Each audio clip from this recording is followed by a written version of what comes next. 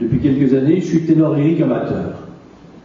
Je pourrais vous chanter quelque chose, mais il faut quand même que la voix s'échauffe pendant une demi-heure, ça prend pas mal de temps. Et en général, effectivement, les chanteurs lyriques ne sont pas des penseurs, au sens de l'intellectuel, si vous voulez. J'en connais qu'un, c'est Fischer di Scalo, qui est baryton. Pavarotti n'est pas un intellectuel. Bon. C'est important de dire ça d'emblée parce que ça va nous poser d'emblée la question de ce qui se passe dans notre rapport à l'autre. Puisque vous savez que dans notre rapport à l'autre, ce qui se passe, c'est qu'on pense, justement. Alors que dès qu'il s'agit de se mettre à chanter, un peu comme je le fais actuellement, ben on est seul sur une scène, on a quelque chose dans la tête à dire, ou à chanter, bien sûr. Comment ça va sortir? Il y a une musique avec une partition, bien sûr. Mais vous savez que c'est pas ça, la musique, c'est pas ce qui est écrit sur la partition. La musique, c'est autre chose. Faire de la musique, c'est avec ce qui est écrit sur la partition, arriver à transmettre quelque chose, à faire passer quelque chose. Alors pourquoi comme ça je pousse ma chansonnette ainsi?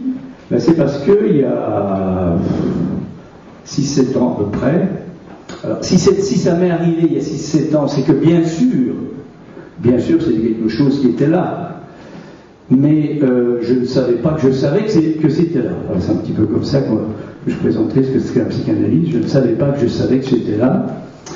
Et je vais donc vous parler finalement d'un témoignage qui va nous permettre, je pense, de faire passer quelque chose de ce qui est en jeu, une mise dans la relation, appelons ça thérapeutique, psychanalytique, comme on voudra, c'est pas le problème, puisque vous savez que ce qui est important, c'est comment celui qui est là, dans cette position de thérapeute, de psychanalyste, de psychothérapeute, comment il se débrouille avec son rapport au savoir, parce que c'est ça qui est en jeu. Or, il y a un savoir, effectivement, particulier, qui est le savoir du corps, que l'on découvre quand on chante, pas quand on chante comme on chante habituellement, mais quand on chante, je pense, du lyrique. Alors, ça m'est arrivé un jour comme ça, je pourrais dire que j'ai été sonné, lorsque, alors que j'écoutais depuis des années le final du Don Giovanni de Mozart, lorsque j'ai entendu quelque chose, je ne sais pas quoi, ça c'est important, mais je ne sais pas quoi, dans le cri de Don Juan, qui est à la fin de l'avant-dernière scène, donc qui habituellement, on pourrait dire, clôture le Don Giovanni de Mozart, et habituellement c'est évidemment interprété, voilà le penseur que nous sommes tous, comme la culpabilité, comme le remords, comme le cri de quelqu'un qui bascule dans la géhenne, il est vraiment irrécupérable, ça c'est la position, on va dire, moïque, du penseur, voire surmoïque. Et ce jour-là, je ne pourrais d'ailleurs pas le dater, mais ce n'est pas le problème, ce jour-là, j'ai entendu dans ce cri, vous savez, l'importance, la valeur du cri, c'est qu'il n'y a pas les notes à chanter. Il y a A, c'est tout. Il y a une voyelle.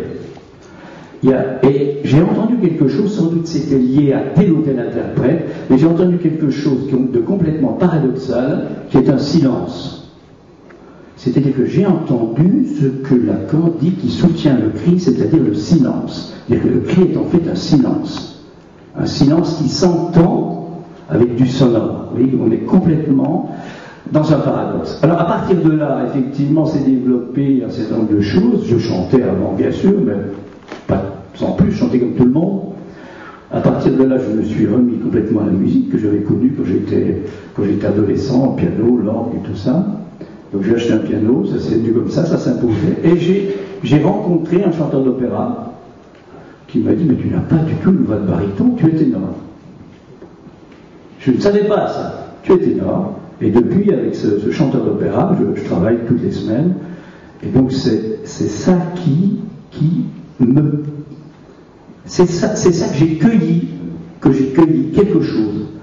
Et je trouve qu'il y a une étrange, j'insiste sur le mot étrange, parce que ça ne va pas de soi du tout, un étrange nouage entre la pratique, c'est-à-dire le fait d'entendre quelqu'un qui parle et le fait de chanter. Non pas d'écouter quelqu'un qui chante, c'est pas pareil. Je vais essayer de vous expliquer tout ça. Alors, ce que je vous dis habituellement, comme je le disais tout à l'heure, ça n'est pas abordé. Je vais pas vous faire quelque chose de très costaud là, sur le sonore, les fréquences. C'est pas du tout ça qui nous intéresse. Ça, c'est l'intellectuel qui pourrait vous faire ça. Hein. C'est l'IRCAM, etc. Donc, c'est pas ça du tout. J'essaie de vous transmettre ce qui se passe quand quelque chose qu'on appelle la voix. Moi, je pense que, je ne sais pas comme c'est, je dirais plutôt qu'on produit du corps, et non pas de l'âme, c'est pas la voix, du corps, j'essaie de vous expliquer ce que ça veut dire. Et c'est étrange parce que il y a quelque chose du même ordre,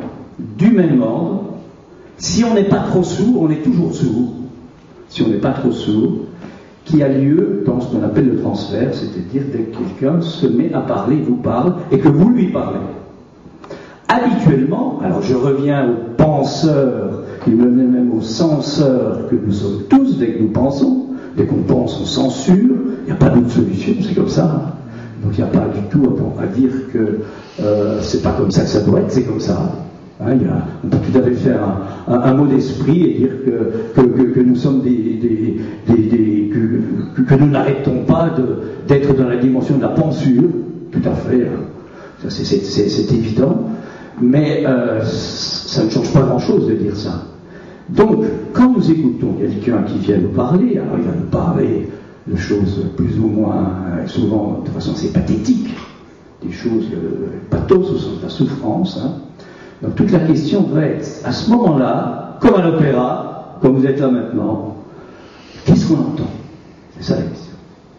Et je dirais même, qu'est-ce qui se fait entendre? Habituellement, vous savez qu'on est pris par le sens. Et donc se met en route notre pensée habituelle. Et comme nous sommes pris par le sens, nous comprenons, nous prenons quelque chose. Et la question qui se pose par rapport à cet atelier et aux séjournées, est-ce que nous ne nous dégageons pas de quelque chose? Pour autant que la question c'est d'être engagé, c'est-à-dire qu'est-ce que c'est que ce gage qui est en jeu dès que quelqu'un nous parle, que ce soit dans notre cabinet, mais aussi, je veux dire, habituellement. Par exemple, maintenant, je suis en train de vous parler. Qu'est-ce qui est en jeu? Alors, ça renvoie à cette chose qui, intellectuellement, est facile à comprendre, qui est que tout être parlant, alors les raisons, ce serait assez compliqué à élaborer, si vous voulez, on pourra en dire un mot, je vais essayer de ne pas parler trop longtemps pour qu'il y ait une discussion. Nous sommes un mixte de sons et de sens. Voilà. Bon, ça c'est assez facile. La voix, c'est par définition un mixte de sons et de sens. Et je ne sais pas ce que vous entendez dans ma voix maintenant que je vous parle, mais vous entendez surtout quelque chose que vous pouvez penser. Il y a évidemment autre chose. Vous entendez peut-être quelque chose qui m'entraîne, quelque chose qui est mon rapport au temps, un temps particulier qui est celui de la parole quand je vous parle, puisque je ne lis pas un texte. Donc c'est comme si on est dans une dimension, vous voyez là, qui est proche de ce que peut être chanter un aria ou quelque chose de cet ordre.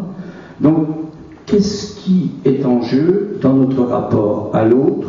Habituellement, je reviens, c'est le sens. C'est-à-dire que nous pensons, nous comprenons, nous faisons des associations d'idées, et nous pensons à notre patient, et nous pensons à quelqu'un d'autre, et nous faisons des rapprochements. Ça va très très vite, et qu'on se précipite. Sans doute pense-t-on trop vite, et qu'on comprend, et qu'on prend quelque chose. Hein. Et toute la question, c'est celle de savoir si on reste disponible à autre chose. Si on peut entendre quelque chose ce quelque chose-là qui est insaisissable, évidemment, c'est insaisissable, le sens c'est saisissable.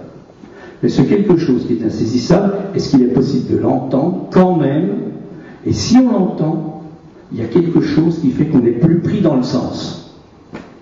Bon, ça c'est une expérience, effectivement, que je ne peux pas démontrer, que je ne peux que essayer de vous montrer pour le moment. Mais ça c'est indémontrable. Hein. Alors on pourrait renvoyer à ce mathématicien scientifique Cantor en 1794, quand il parle de ça dans la théorie des ensembles et dans les Canteurs, je ne vais pas partir là-dessus, ce serait trop compliqué, quand il parle des réels qui nous font toucher à l'infini. toute l'élaboration de Cantor, cette articulation entre le fini et l'infini. Bon, donc voilà un peu comment les choses peuvent être articulées au sens de cette relation particulière qui relie, qui lie et qui se lie, L-I-E-O-I-T, qui se lie autrement à partir du moment où il est possible d'entendre. Le problème, c'est que ça ne vient pas comme ça. Et qu'on peut très bien dire, puisque ce que je vous dis, je ne peux pas le démontrer, on peut très bien dire que ça n'existe pas. Voilà, donc c'est pour ça que c'est vraiment un témoignage que je fais au sens latin du terme testimonium, c'est-à-dire que c'est sur cette partie de nous-mêmes qui nous échappe complètement la dimension du sexe, du testis, du témoin. C'est le même mot en latin, testis, testicule, et le témoin. Il y a quelque chose qu'on ne peut pas contrôler avec sa volonté, c'est ça, à mon avis, que c'est le dire qu'il y a dans ce mot-là, et avec la pensée. Donc il y a quelque chose qui peut être entendu et qui n'est pas enregistrable sur un CD. Ce dont j'essaie de vous parler, c'est pas enregistrable sur un CD. Et pourtant, on ne peut pas l'entendre s'il n'y a pas le son du CD. Donc on a besoin de la voix en tant que quelque chose qui est sonore, et ce qui est en jeu, moi j'appellerais ça la vie, quelque chose qui a à voir avec la vie, c'est quelque chose de particulier qui est dans ce corps qui se crée entre l'émetteur et le récepteur. Et ce qui est tout à fait extraordinaire, c'est que c'est exactement ce que Freud, sans le savoir, décrit quand il aborde en 1905 le processus du mot d'esprit. C'est-à-dire que le producteur du mot ne peut advenir comme créateur du mot que dans l'après-coup où un récepteur, lui, aura entendu, pas du tout le sens, quelque chose qui a à voir avec ce que je vous dis, le son, pas le sonore, quelque chose de particulier, une sorte de télescopage au niveau des voyelles, qui fait que ça entraîne quelque chose qui a à voir avec la jouissance, à écrire comme on veut, hein, c'est jouir, vous savez que c'est à la fois ouïr et aussi quelque chose qui dépasse la dimension du plaisir sexuel, évidemment c'est quelque chose de plus élaboré que ça. Donc il y a quelque chose, vous voyez, dans la structure même de l'humain, parce que vous savez que ça c'est important, hein, c'est ce que Freud décrit, vous savez, tout l'enseignement de Lacan, tout ce qu'il a mis en place, les structures de la passe, repose sur ce mécanisme du mot d'esprit, l'émetteur, le récepteur, il sort une formule extraordinaire très tôt, l'émetteur reçoit du récepteur son propre message sous forme inversée. Ben, c'est ça, essayez de comprendre ce que ça veut dire, on n'y arrive pas, et pourtant on a l'impression qu'il se dit quelque chose. Parce que, évidemment, le penseur que nous sommes va dire l'inversé, c'est simplement quelque chose qui se retourne. C'est pas ça du tout, à mon avis. C'est que ce qui arrive au récepteur traverse en quelque sorte le plan de la compréhension dans lequel nous sommes habituellement, puisque même si nous sommes dans des espaces à 2, 3, 4 dimensions, en fait, nous sommes toujours, comme le disent les Grecs, moré géométrico, c'est-à-dire dans un espace à 2 dimensions, qui est celle du plan, qui est celle du nom, comme nous nommons, nous référons à signifier. Nous sommes toujours dans le 2, même si nous pensons qu'il y a du 3. Et le 3, en fait, apparaît, c'est mon expérience, c'est mon témoignage, à partir du son.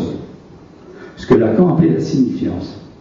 Et c'est ça, cette formule, l'émetteur reçoit du récepteur son propre message sous une forme inversée. Ça veut dire qu'on a traversé, pour ceux qui connaissent la traversée du fantasme, on a traversé un plan, on est dans un autre champ, que justement Cantor appelle l'existence, et que je fais référence, et donc ce ne sont pas les psychanalystes, ce sont des mathématiciens, existence du savoir de l'autre, et c'est cette existence du savoir de l'autre qu'on peut toucher du doigt, comme ça je dirais,